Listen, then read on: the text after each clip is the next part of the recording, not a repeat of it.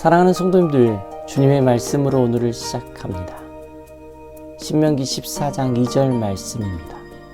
표준 세번역입니다. 너희는 주 너희 하나님의 거룩한 백성이다. 주께서 땅 위에 있는 많은 백성 가운데서 너희를 선택하여 당신의 귀중한 백성으로 삼으셨다. 오늘의 핵심은 너희는 주 너희 하나님의 거룩한 백성입니다. 거룩입니다. 거룩하려면 무엇이 필요할까요? 먼저 순종이 필요합니다. 하나님의 말씀하신 대로 행하기 위한 몸의 움직임이 순종입니다. 하나님은 우리가 무엇을 순종하기를 원하실까요? 하나님의 거룩의 규례를 잘 지키기를 원하십니다.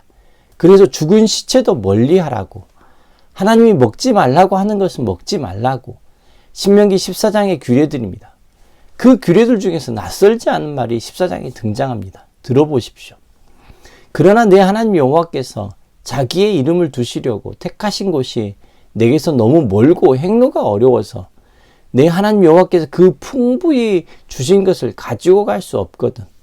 그것을 돈으로 바꾸어 그 돈을 싸가지고 내 하나님 여호와께서 택하신 곳으로 가서 내 마음에 원하는 모든 것을 그 돈으로 사되 소나 양이나 포도주나 독주 등 내 마음에 원하는 모든 것을 구하고 거기 하나님 여호와 앞에서 너와 내 권속이 함께 즐거워할 것이며.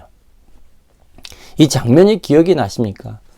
성전에서 물건을 사서 하나님께 드리고 서로 즐거워해야 하는 모습 말입니다. 그런데 예수님이 그 모습을 보면서 이야기하십니다. 기도의 집을 강도의 소굴로 만들어 버렸다라고 말씀하십니다. 하나님의 말씀을 지키기 위한 노력은 있는데 하나님이 그것을 순종으로 보지 않으신다는 것입니다. 그것을 거룩으로 보시지 않으신다는 것입니다. 이유가 무엇일까요? 그것에 빠져서는 아니 되는 하나님이 빠져버린 것입니다. 이웃이 빠져버린 것입니다. 사랑이 빠져버린 것입니다. 서로를 돌보는 것이 빠져버린 것입니다.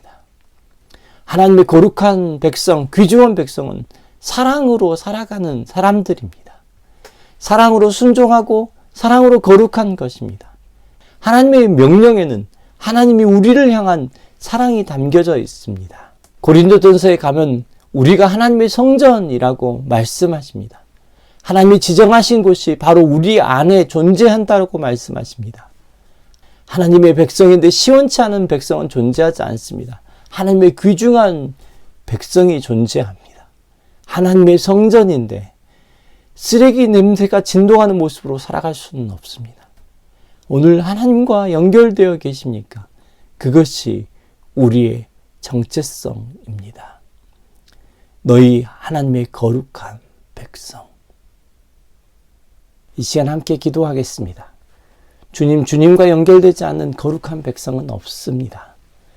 주님의 명령을 순종하지 않는 귀중한 백성도 없습니다.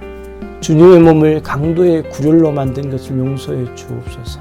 주님의 성전인데 쓰레기 냄새가 가득합니다. 여호와께 돌아갑니다. 주님의 말씀 앞에 섭니다. 주님 우리를 받아 주옵소서.